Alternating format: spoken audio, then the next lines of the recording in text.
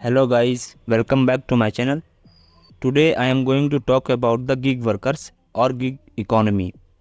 Recently एक Hindu newspaper में article आया था जिसमें बोला गया था कि safety net for the gig workers, कि उनकी सेफ्टी के लिए क्या क्या लेजिस्लेशन होने चाहिए उसके बारे में एक आर्टिकल में बात की गई थी। सोशल सिक्योरिटी, इंश्योरेंस पॉलिसी और पेंशन के लिए क्या व्यवस्था होनी चाहिए गिग वर्कर्स के लिए, इस बारे में एक आर्टिकल आया था हिंदू न्यूज़पेपर में। तो आज हम इसी टॉपिक पे बात करेंगे इस वीडियो में कि गिग वर्कर्स क्या होते हैं और इनकी संख्या कितनी है, इनके इश्यूज़ क्या हैं, चैलेंजेस क्या हैं और इनके लिए अभी तक ऐसे कौन कौन से राज्य हैं या सेंट्रल गवर्नमेंट ने कौन कौन से लेजिस्लेशन पास किए हैं। तो चलिए शुरू करते हैं वीडियो को। गिग वर्कर्स बेसिकली जो प्लेटफॉर्म बेस्ड वर्कर्स होते हैं उनको गिग वर्कर्स बोलते हैं। प्लेटफॉर्म्स लाइक स्विगी, जोमेटो, ओला और जो फ्रीलांसिंग का काम करते हैं या जो कॉन्ट्रैक्ट बेस पे काम करते हैं उनको गिग वर्कर्स बोलते हैं। नीति आयोग के रिपोर्ट के अनुसार नीति आयोग ने 2022 में एक रिपोर्ट जारी की थी जिसमें कहा गया था कि गिग वर्कर्स की संख्या लगभग 23 मिलियन हो जाएगी 2029-30 तक। इतनी बड़ी संख्या होने के बावजूद भी इनके पास कोई ऐसा लेजिस्लेशन नहीं है जो इनको सोशल सिक्योरिटी प्रोवाइड कर सके।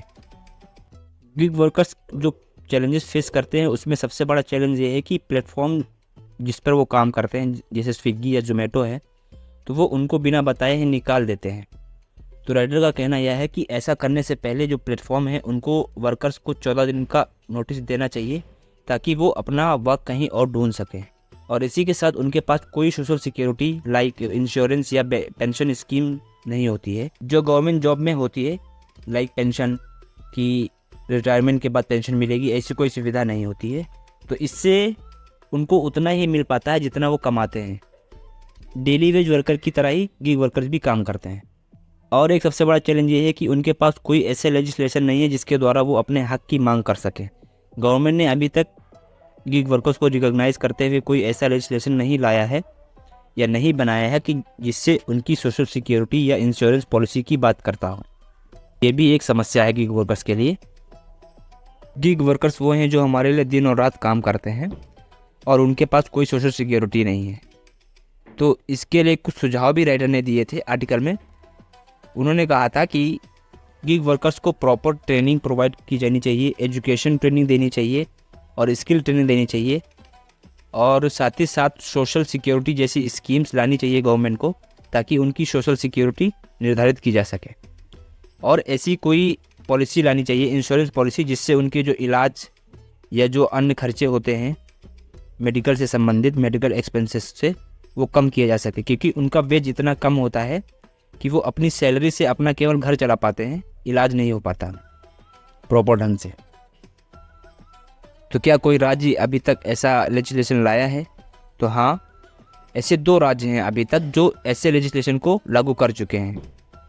पहला राज्य था इसमें राजस्थान, जिसने 2023 में गिग वर्कर्स के लिए एक लेजिस्लेशन लाया था जिसमें बोला गया था कि उनको एक वेलफेयर बोर्ड और रजिस्ट्रेशन करवाना ज़रूरी होगा ताकि उनको सोशल सिक्योरिटी और इंश्योरेंस जैसे बेनिफिट मिल सके।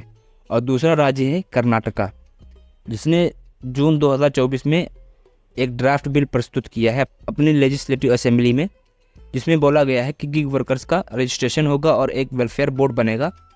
उसमें थोड़ा सा कंट्रीब्यूशन गवर्नमेंट का होगा और थोड़ा सा कंट्रीब्यूशन गिग वर्कर्स करेंगे ताकि अनफोर्सीन सिचुएशन जो आए उनको टैकल किया जा सके गिग वर्कर्स के लिए।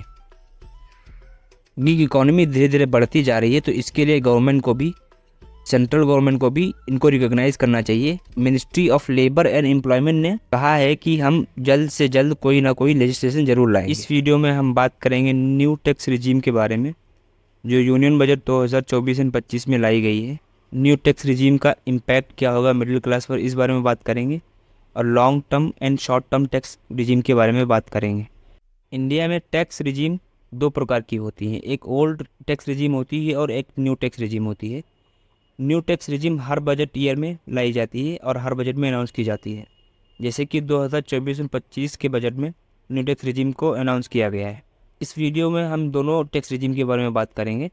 ओल्ड टैक्स रिजीम में अप टू 2.5 लाख तक ज़ीरो टैक्स देना पड़ता था, वहीं 2.5 से लेकर 7 लाख तक 5% देना पड़ता था और 7 से 10 लाख तक 12% देना पड़ता था। और वहीं अब न्यू टैक्स रिजीम में अप टू 3 लाख तक जीरो टैक्स देना पड़ेगा, और 3 से 7 लाख तक 5%, 7 से 10 लाख तक 10%, एंड अबव 15 लाख से 30% टैक्स देना पड़ेगा। और ये टैक्स पेयर को चॉइस दी गई है कि वो ओल्ड या न्यू दोनों में से किसी एक टैक्स रिजीम के तहत अपना टैक्स भर सकता है।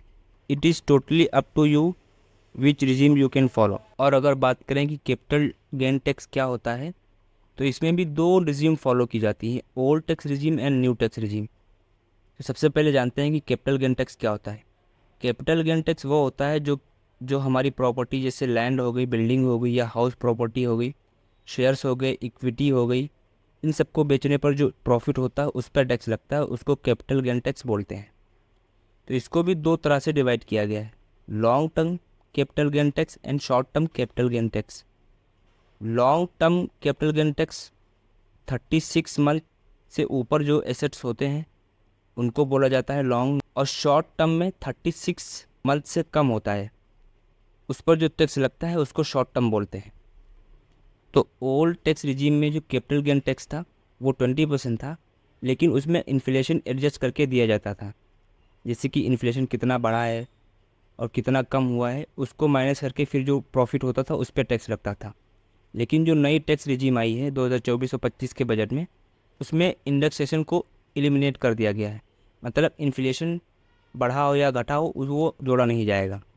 अब जो टैक्स लगेगा वो कितने में खरीदी थी उससे कोई मतलब नहीं है, जितने में बिकेगी उस प्रॉफिट पर पूरे पर टैक्स लगेगा।